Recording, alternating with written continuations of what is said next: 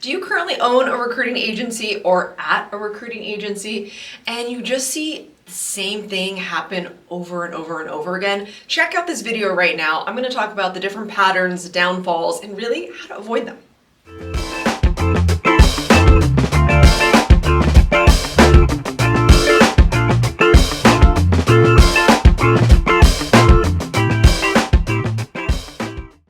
Hey, welcome to the Millionaire Recruiter. I'm Brianna Rooney, your Millionaire Recruiter. If you have not seen this channel before, it's all about upping your game and becoming the next Millionaire Recruiter. So, as you all know, hopefully, I have had an agency for a very long time. I did sell it and started another one because, well, I guess I just love recruiting. But what I have seen is there's definitely patterns.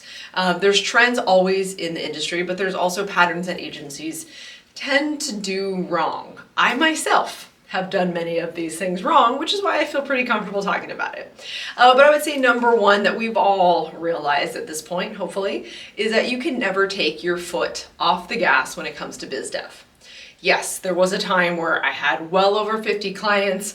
Our board was massive. I felt like I couldn't even have enough recruiters to fill all of these roles because there was multiple roles at each one of these clients, right? So it feels overwhelming. It feels as an agency, you're leaving money on the table, okay? So therefore you're like, why do I need to do biz dev? I have referrals, I've got all these things coming.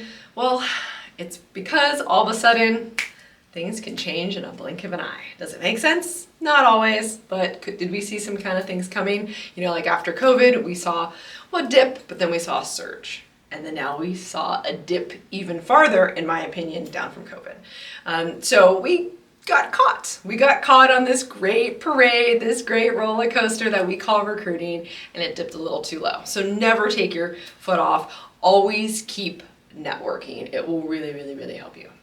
Now, another thing that a lot of agencies do is they constantly overpromise. I can't tell you how many times I have to coach people on stop telling companies that one, you can get this done in 1 to 2 weeks because it really depends, okay? And lots of times you don't have control over that. And also stop saying that you're gonna find their perfect candidate, their purple squirrel. Ooh, I love finding this ninja. Again, perfect just doesn't exist. Purple squirrel also should not exist because if they're looking for someone that doesn't exist or that technically takes 3 people to make this one person, they probably should make it at least 2 to 3 positions, don't you think? So stop overpromising. You think that that's gonna get you more business? It doesn't, it actually just kind of bothers people. Okay, now another thing, and I could probably spend a whole video about this, is there's a lot of pitfalls when it comes to growing the team. So I talked about, a time where you had probably tons of business and you thought, oh, I get it. I'm just going to hire more people. Not necessarily true. Lots of times there's no training that's happening. Lots of times companies will grab contractors instead of having actual employees. Here's the thing with contractors. Can they at the moment feel like they cost less and that you only have to pay them, if there's results? Yes. But then there's no loyalty, there's nothing you can count on, there's no forecasting you can do with contractors, okay? They're not gonna care about your business as much as a full-time employee. And even then, only you care about your business more than anyone in the entire universe, okay? So when you're growing your team, really pay attention to just because you have all of this work doesn't mean that putting more people on it is going to get it done. I made that mistake myself. So I thought, oh, well, we have all these things to do, instead of actually looking to see, hey, who's doing what, who's capable of what could I maybe train on that maybe now I don't need somebody. So really look to your current staff and really start dissecting your clients. Are they good clients? Could we maybe get rid of them and now we feel like, okay, like this isn't happening. If you have a client and you're not having business with them, you're not making a deal after 90 days, or maybe you're making a deal with them once every 90 days, should they be a client? Is that, so that's definitely something to think about, because think about how long an employee or yourself is spending on this one client that maybe only pays your bills every 90 days or so, okay? Lots of things to think about. Another pattern that I see a lot of recruiting agencies do is they silo too many functions. So that I know that it's very common to have account managers that are more of the client relations and to have the recruiters who are sourcing. That's pretty common these days. But I want to challenge you to have them do both.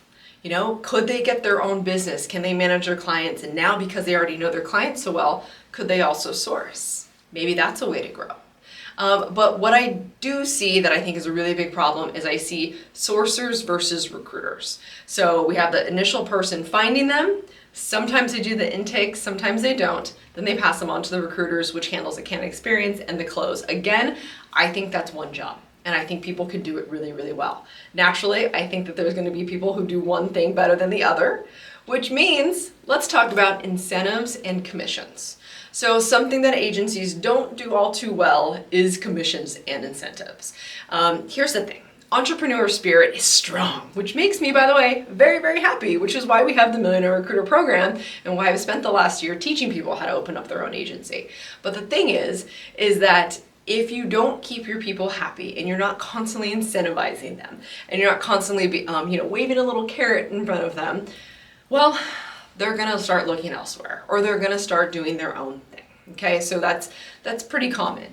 And also, especially if they're on this channel, they know how much they can make, so let's pay them what they actually need to be paid, okay? But then also, maybe you're saying like, well, they don't work that hard. They're not hitting their numbers, their KPIs. That's a separate conversation. That's a performance conversation, okay? So, but definitely pay the people well that do well for you. Another thing that I see that recruiting agencies do wrong is their content. It's only around candidates, because candidates, they're so easy to talk to. We are a free resource for them, and we spend a ton. We probably spend more time on candidates than we do on our actual clients, which is a little crazy because clients pay our bills.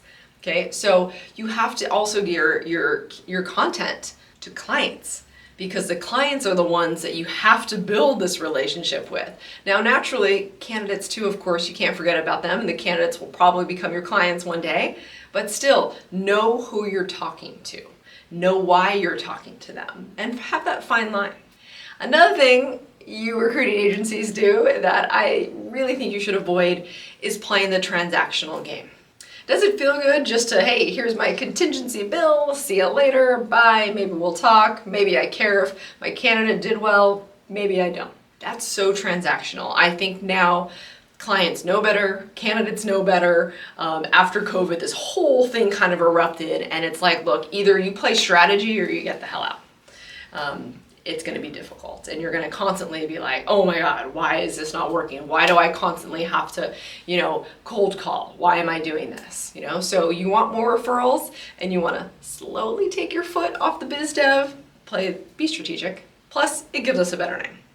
And then last but not least, the most common pitfall is nickel and diming. So you should always want to go above and beyond for your clients and your candidates, because again, this is what gets you referrals, recommendations. It lets you not have to pay for marketing, So for the first 12 years I was in business, I didn't pay $1 in marketing, not one. But I've made some mistakes, and also the market has changed. And so now all of a sudden we're having to think about those things. But guess what? What has never changed is the fact that I always go above and beyond, that I don't charge them for helping them be their recruiting coordinator. Look, if I want to get my candidate through the interview process, is that a recruiting coordinator job? Sure, technically, right? But guess what? It's my candidate. I want to get them through. I know they need to get through. And I know my client is a little underwater and needs help scheduling. So guess what? It doesn't take that much time to help them do that. I have to contact my candidate anyways to see what's going on. So why would I not also schedule them and help the company at the same time? So go above and beyond. Now go through this list again, check it out, and be honest with yourself. What have you done? I'm sure we've all done these mistakes. Like I said, I've made most of these mistakes, okay?